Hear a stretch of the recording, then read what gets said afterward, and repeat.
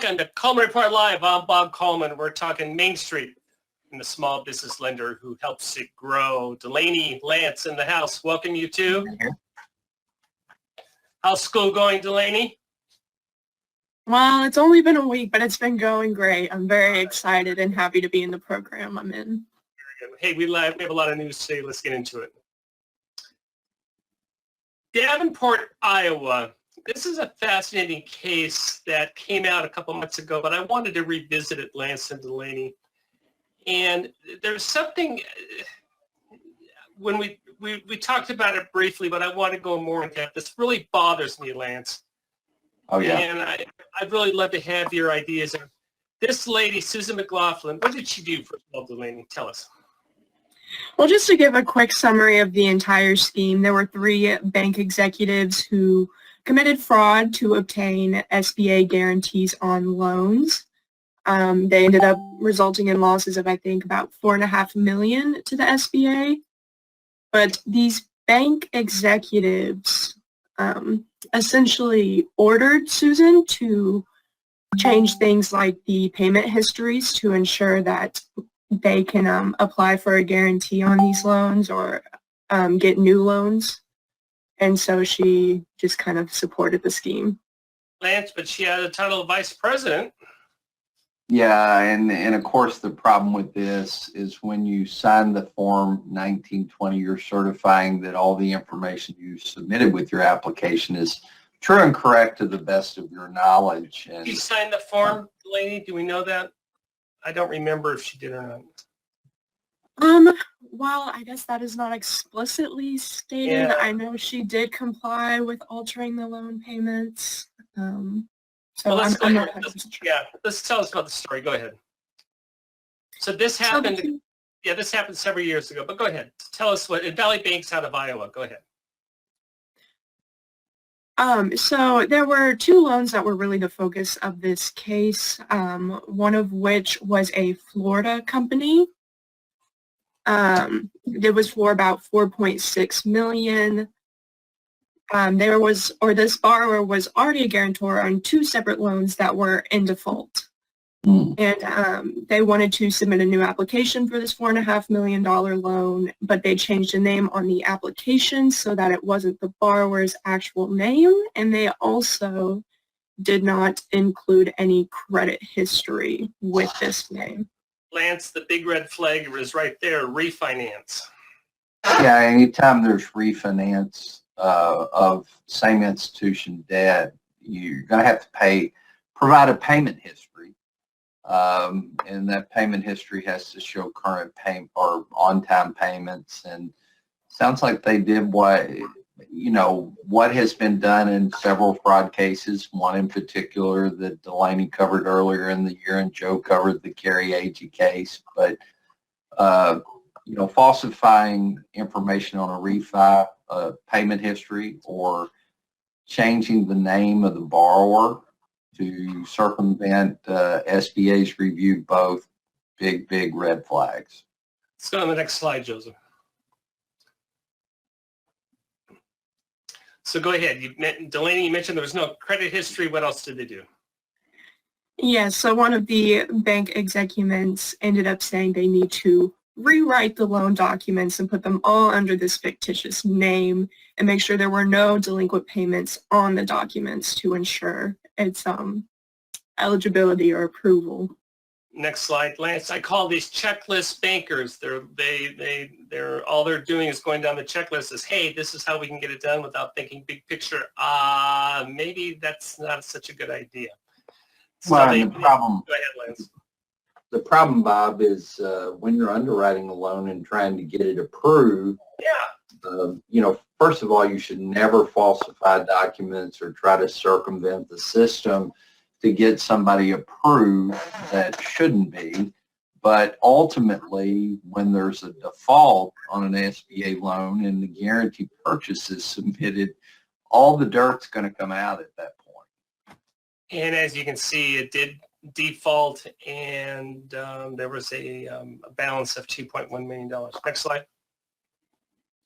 So go ahead, Delaney. So this is the second loan I was referencing before. It was a similar plan. They wanted to refinance the loan, requesting $5 million. 3.7 million was going to be used to pay off loans, while 1.3 million was going to be used as working capital. Next slide. So the big issue here is this borrower had a net worth of about $400,000. So instead, they inflated this borrower's net worth to say they had about $750,000 in savings. Their net worth was about $2.2 million, and they had other assets worth $1 million. And this is the bank making these representations, Lance. This is not the borrower. The bank's telling the borrower how to structure the deal to get the money. Yeah, ultimately, you've got two parties that are at fault here. The borrower signed it, so the borrower obviously is part of this. But I don't know the full details of this case, but I'm going to be surprised if the borrower did not turn witness to the fraud on the part of the bank. But and this is another huge element. We collect a personal financial statement. We should never alter it. But the big issue here, this level of financing demands a personal financial statement with more than a $408,000 net worth. These bankers knew it. In order to get it approved, they altered the documents. In Lance, they failed equity injection 101, which was they were going to put in $750,000, but they never identified the source. Did not identify the source and probably did not properly identify the injection actually happening. And if I remember correctly from Delaney's previous slide, a big part of this loan was for working capital. 1.3 million, yes. So SBA is going to presume we did a equity injection webinar on Wednesday. If you do first, one of the key rules of equity injection is equity injection has to go in prior to the first disbursement. And in a case like this where you had working capital exceeding the equity injection, if you don't have proof of the disbursement, SBA immediately presumes that the equity injection came from the working capital. And it looks like 3.5, the full guarantee. They approved the loan, 75% guarantee, the full guarantee was written off. Next slide.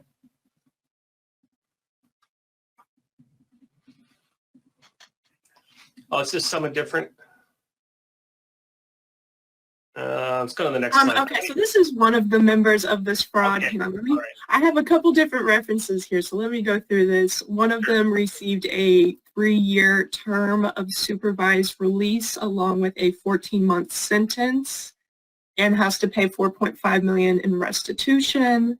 Another member was sentenced to 9 months, also $4.5 million in restitution. But Susan McLaughlin, she was only sentenced to time served on a felony conviction and $500. Now, to give a little context as to why that might have happened, she's being referred to as a whistleblower who provided documents to investigators and showed auditors where to look. And there's a quote here that says, she wishes she would have been strong enough to stand up to Larry Hinson and risk losing her job. And that's tough, Lance. That's tough. Well, and that's something we talk about in both the underwriting and the closer certification courses. If you're a underwriter, if you're a closer, and something occurs that's contrary to SBA SOP, you've got to say stop. You have to say stop. This loan doesn't need to continue, and I'm sure she does wish she would have been strong enough to stop it at the point of, hey, there's a problem here, and I'm not going to be a part of it. And that's why we're talking about this. And we're saying is there's certain things that cannot be waived. And when you're dealing with SBA, the government is your partner, and you have a partner who carries guns and has these big buildings called prisons. They also have the best law firm in the world. So we're not saying to be We're just saying, take a step back and ask the question, does this make sense? I mean, we have a $750,000 equity injection. Where is it? The thing that bothers me on this is the lady got a felony conviction. She's obviously prohibited from working anywhere in an FDIC bank, so she lost her career. But she was the whistleblower, Delaney. Do we have any more information about that? That was about it, that she provided documents, but essentially it was saying, you know, she was the lowest person in the scheme who just was going along. She didn't participate in any planning or organizing, you know, decision making, but she felt threatened by the ultimate leader. Yeah, and that's tough when you're faced with a choice between committing a crime or keeping your job, and that's terribly put in that situation. But people are put in that situation all the time. I know, back to our BankServe friends, the whistleblower on that was Matt Smith, Carrie Aggie's ex-husband, and he ended up being indicted along with the rest of them. So yeah, the interesting thing about this case, Bob, is it reminds me of what happened in the Great Recession, not with SBA loans, but with commercial real estate loans. There was a lot of refinancing that took place, a lot of loans that had past due payment histories that kind of got manipulated and refinanced to push off a problem asset down the road.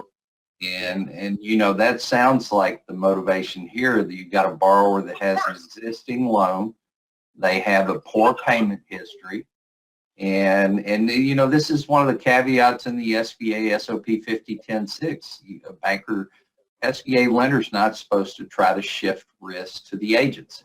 That's part of SBA's SOP discussion about refis.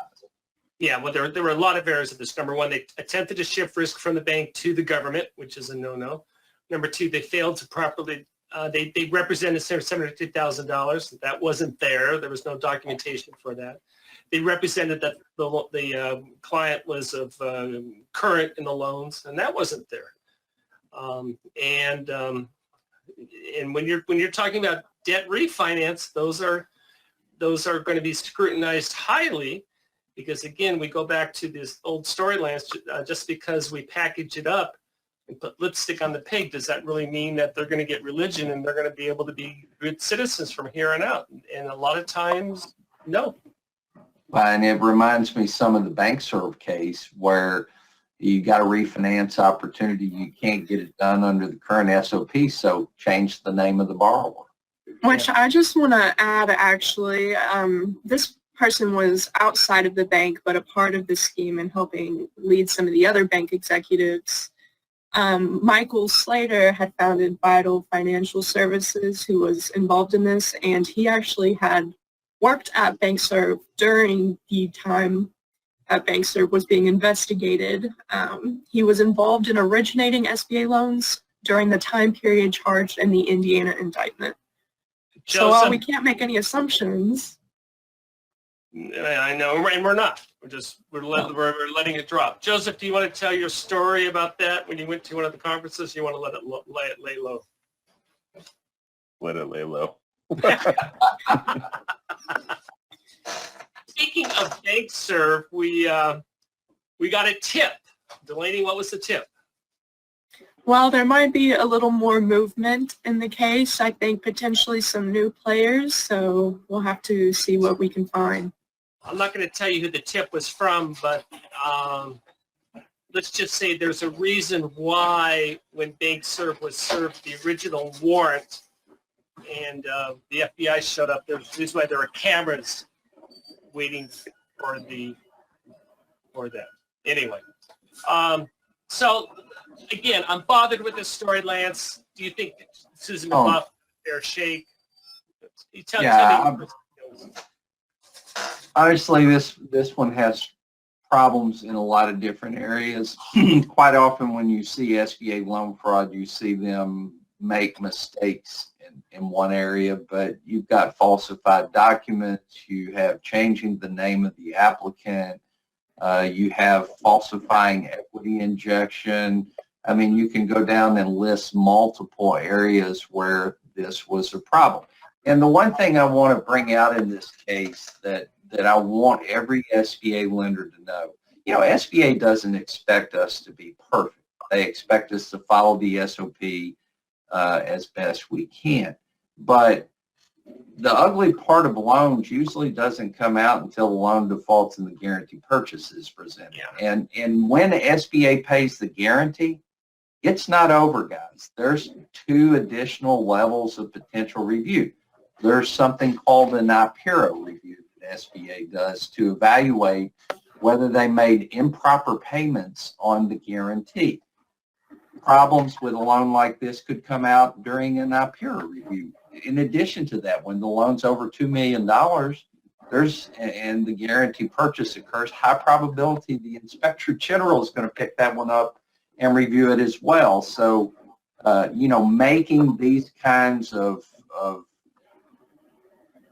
fraudulent activities on an SBA loan, it will get caught. That's why the IPERA reviews, the Inspector General reviews exist. Yeah. And don't listen. And the reason why this case is important also, there were multiple infractions. It wasn't a one-off. No. And you don't see that. I don't see any cases where there's a one-off where, say, they just changed the payment history. This one, they changed payment history, equity injection, use of proceeds, ineligibility, changing names. It was a rat's nest full of errors. So I don't know. Well, obviously, it's not in code, but Lance, is it fair to say I'd be concerned, but a one-off is a one-off.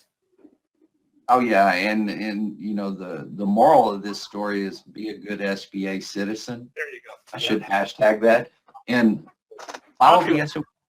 Follow the SOP, and if you're not sure, and if in doubt, we have something called GP processing. Oh, absolutely, yes.